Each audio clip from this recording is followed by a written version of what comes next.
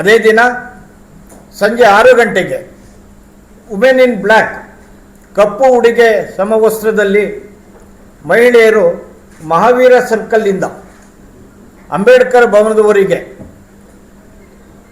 Candle ಹಿಡಿದು ಮೌನ ಮೆರವಣಿಗೆಯನ್ನು ಕೂಡ ಅವತ್ತಿನ ದಿನ ಆಯೋಜಿಸಲಾಗಿದೆ.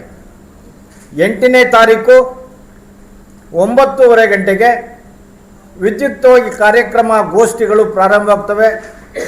ಗೋಷ್ಠಿಗಳಲ್ಲಿ ಅನೇಕ ಜನಪರವಾದಂಥ ಮಹಿಳಾ ಪರವಾದಂಥ ಮಹಿಳೆಯ ದೌರ್ಜನ್ಯಕ್ಕೆ ಸಂಬಂಧಿಸಿದ ವಿಷಯಗಳ ಬಗ್ಗೆ ಮತ್ತು ಮರ್ಯಾದೆ ಹತ್ಯೆ ಕುರಿತಂಥ ವಿಷಯಗಳ ಬಗ್ಗೆ, ಮಹಿಳೆಯ ಸ್ವಾತಂತ್ರ್ಯ, ಸ್ವಾಭಿಮಾನ, ಘನತೆ ಮತ್ತು ಆರ್ಥಿಕ, ಸಾಮಾಜಿಕ, ಶೈಕ್ಷಣಿಕ, ಧಾರ್ಮಿಕ ಸ್ವಾತಂತ್ರ್ಯದ ಬಗ್ಗೆ ಅನೇಕ ವಿಚಾರಗೋಷ್ಠಿಗಳು ಅವತ್ತಿನ ದಿನ ಜರುಗ್ತವೆ.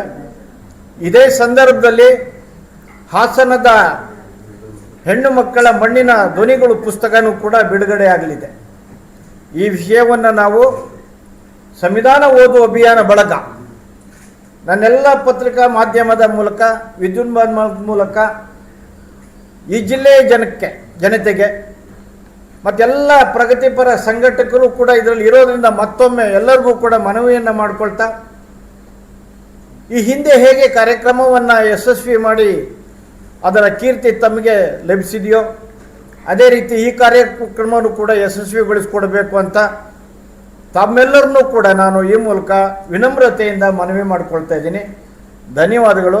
ರಾಜು ಗುರೂರು. ಕಾರ್ಯಕ್ರಮ ಶನಿವಾರ ಮತ್ತು ಭಾನುವಾರ ಇದು ಮಹಿಳಾ ಪರ ಹೋರಾಟದವರೆಲ್ಲ ಸೇರಿಕೊಂಡು ರಾಜ್ಯ ಮಟ್ಟದ ಸಮಾವೇಶ. ಎಲ್ಲರೂ ದಯವಿಟ್ಟು ಬರಬೇಕು ಅಂತ ಕೇಳ್ಕೊತಾ ಇದ್ದೀನಿ. ಅರಿವಿನ ಪಯಣ ಅಂತಕ್ಕಂಥ ಒಂದು ಪುಸ್ತಕವನ್ನು ಕೂಡ ಹೊರತಂದಿದ್ದಾರೆ. ಇದನ್ನು ನಾವು ಜಿಲ್ಲೆಯ ಎಲ್ಲ ಶಾಲೆಗಳಲ್ಲೂ ಕೂಡ ವಿತರಣೆ ಮಾಡಿದ್ದೀವಿ. ಇದರ ಉದ್ದೇಶ ಏನಪ್ಪ ಅಂತ ಅಂದರೆ ಮಕ್ಕಳಲ್ಲಿ ಈಗಿನಿಂದಲೇ ಅರಿವನ್ನು ಮೂಡಿಸ್ತಕ್ಕಂಥ ಕಾರ್ಯಕ್ರಮ. ಏಕೆಂತಂದರೆ ತಾವೆಲ್ಲ ನೋಡಿದ್ದೀರಿ ಈಗಾಗಲೇ ಎಷ್ಟೇ ಕಾನೂನುಗಳು ಪ್ರಬಲವಾಗಿದ್ದರೂ ಮಹಿಳಾ ಪರವಾಗಿ ದೌರ್ಜನ್ಯಗಳಂತೂ ನಿಂತಿಲ್ಲ. ಎಲ್ಲ ಥರದ ದೌರ್ಜನ್ಯಗಳು ಕೂಡ ನಡ್ಕೊಂಡು ಹೋಗ್ತಾನೇ ಇದೆ. ಮಹಿಳೆಗೆ ನಿಜವಾಗಲೂ ಕೂಡ ಮನೆಯಿಂದಲೇ ದೌರ್ಜನ್ಯ ಸ್ಟಾರ್ಟ್ ಆಗುತ್ತೆ. ಎಲ್ಲೂ ಕೂಡ ಯಾವುದೇ ಮನೆಯಲ್ಲಿ ಮಹಿಳೆ ಸ್ವತಂತ್ರವಾಗಿರ್ತಕ್ಕಂಥದ್ದು ಏನಿಲ್ಲ. ಎಲ್ಲರೂ ಕೂಡ ಅಡಿಯಾಳಾಗಿ ಕೆಲಸ ಮಾಡಿಕೊಂಡು ಹೊಂದ್ಕೊಂಡೇ ಬದುಕ್ತಾ ಇದ್ದಾರೆ. ನಮ್ಮ ಉದ್ದೇಶ ಏನಪ್ಪ ಅಂತ ಅಂದರೆ ಈ ಮಹಿಳಾ ದಿನಾಚರಣೆಗಳನ್ನು ಮಾಡ್ತಕ್ಕಂಥದ್ದು, ಈ ಕಾರ್ಯಕ್ರಮಗಳನ್ನು ಮಾಡ್ತಕ್ಕಂಥ ಉದ್ದೇಶ ಏನು ಅಂದರೆ ಮಹಿಳಾ ದೌರ್ಜನ್ಯ ಮುಕ್ತ ಕರ್ನಾಟಕ ಆಗಬೇಕು, ಮಹಿಳಾ ದೌರ್ಜನ್ಯ ಮುಕ್ತ ಭಾರತ ಆಗಬೇಕು. ಆ ನಿಟ್ಟಿನಲ್ಲಿ ಇಡೀ ಮಹಿಳೆಯರೆಲ್ಲ ಸೇರಿಕೊಂಡು ಇಂಥ ಸಮಾವೇಶಗಳನ್ನು ಮಾಡುವುದರ ಮುಖಾಂತರ ಎಲ್ಲರಲ್ಲೂ ಅರಿವು ಮೂಡಿಸ್ತಾ ನಿಧಾನವಾಗದರೂ ಸರಿ ಮಹಿಳೆಯರು ಮುಖ್ಯವಾಹಿನಿಗೆ ಬರಬೇಕು, ಸ್ವತಂತ್ರರಾಗಿರಬೇಕು, ನಮ್ಮ ಹಾಗೆ ಸಮಾನತೆಯಿಂದ ಬದುಕಬೇಕು ಅನ್ನೋ ಉದ್ದೇಶ ಇಟ್ಟುಕೊಂಡು ನಾವು ಈ ಕಾರ್ಯಕ್ರಮಗಳನ್ನು ಮಹಿಳೆಯರು ಮತ್ತು ನಾವೆಲ್ಲ ಒಟ್ಟಾಗಿ ಶೇರ್ ಮಾಡ್ತಾ ಇದ್ದೀವಿ. ತಾವೆಲ್ಲರೂ ಕೂಡ ಬರಬೇಕು ಅಂತೇಳಿ. ನಿಮ್ನ ವರ್ಗಕ್ಕಿಂತಲೂ ಹೆಚ್ಚು ಶೋಷಣೆಗೆ ಒಳಗಾಗಿರುವಂಥವರು ಸ್ತ್ರೀಯರು. ಇತಿಹಾಸದ ಉದ್ದಕ್ಕೂ ಕೂಡ ಸ್ವಾತಂತ್ರ್ಯ ನಂತರದಲ್ಲಿ ಸಂವಿಧಾನಾತ್ಮಕವಾಗಿ ಸಂವಿಧಾನಕರ್ತರು ಡಾಕ್ಟರ್ ಬಾಬಾ ಸಾಹೇಬ್ ಅಂಬೇಡ್ಕರ್ ಅವರು ಮಹಿಳೆಗೂ ಕೂಡ ಎಲ್ಲ ರೀತಿಯ ಪುರುಷನಷ್ಟು ಸ್ಥಾನಮಾನಗಳನ್ನು ಕೊಟ್ಟರೂ ಕೂಡ ಬಹುಶಃ ಅದನ್ನು ಪಡ್ಕೊಳ್ಳಿಕ್ಕೆ ಹಾಕ್ಕೊಳ್ಳಿ ಅಥವಾ ನಾವು ಅದನ್ನು ದೊರಕಿಸ್ಲಿಕ್ಕೆ ಹಾಕ್ಕೊಳ್ಳಿ ಅನುವಾಗಿಲ್ಲ ಅನ್ನೋ ಕಾರಣಕ್ಕಾಗಿ ಇದೊಂದು ಜಾಗೃತಿ ಸಮಾವೇಶ. ಯಾರ ಮೇಲೂ ಎತ್ಕಟ್ಟು ಪುರುಷರನ್ನ ಮಹಿಳೆಯರ ಮೇಲೆ ಎತ್ಕಟ್ಟೋದು ಹಾಕ್ಕೊಳ್ಳಿ, ಮಹಿಳೆಯರನ್ನ ಪುರುಷರ ಮೇಲೆ ಎತ್ಕಟ್ಟೋದು ಅಂತಲ್ಲ, ಒಂದು ಜಾಗೃತಿಗೆ ಆಗತ್ತೆ.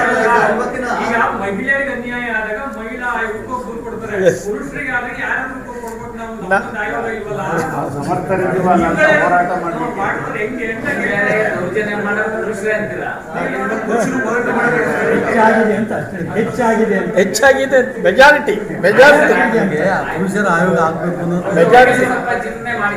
ಎಸ್ ಸರ್, ಆಯೋಗ ಎಲ್ಲ ಕೊಡಬೇಕಾಗಿತ್ತು. ಮಹಿಳಾ ಸಮಾವೇಶ ಆದ್ರಿಂದ ಒಬ್ಬರಿಗೆ ಅವಕಾಶ ಕೊಡಬೇಕಾಗಿತ್ತು. ಇಲ್ಲಿ ನಮ್ಮ ಉಪಾಧ್ಯಕ್ಷರು ಇಲ್ಲೇ ಇದ್ದಾರೆ, ಕೋರ್ ಕಮಿಟಿ ಉಪಾಧ್ಯಕ್ಷರು ಇಲ್ಲೇ ಇದ್ದಾರೆ ಸರ್.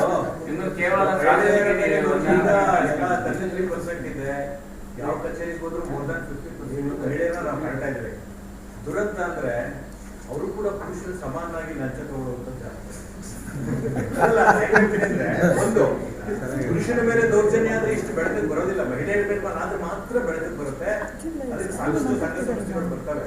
ಆದ್ರೆ ಪುರುಷ ಆಮೇಲೆ ಹಾಂ ಅವರು ಕೂಡ ಪ್ರಬಂಧವನ್ನು ಮಂಡಿಸ್ತಾ ಇದ್ದಾರೆ. ಅನೇಕ ಜನರು ಇದ್ದಾರೆ. ಜೊತೆಗೆ ನಮ್ಮ ಸ್ನೇಹಿತರು ಹೇಳಿದಾಗೆ ನಿಜ ವ್ಯವಸ್ಥೆ ಆ ಮಟ್ಟಕ್ಕೆ ಬಂದು ನಿಂತಿದೆ. ಒಟ್ಟಾರೆ ಜಾಗೃತಿ ಎರಡೂ ಕಡೆಯಿಂದ ಆಗಬೇಕು ಅಂತಕ್ಕಂಥದ್ದು ನಮ್ಮೆಲ್ಲರ ಆಶಯವಾಗಿದೆ. ಸತ್ಯ. ಈಗ ನೀವೇನು ಪ್ರಶ್ನೆ ಕೇಳಿದ್ರೋ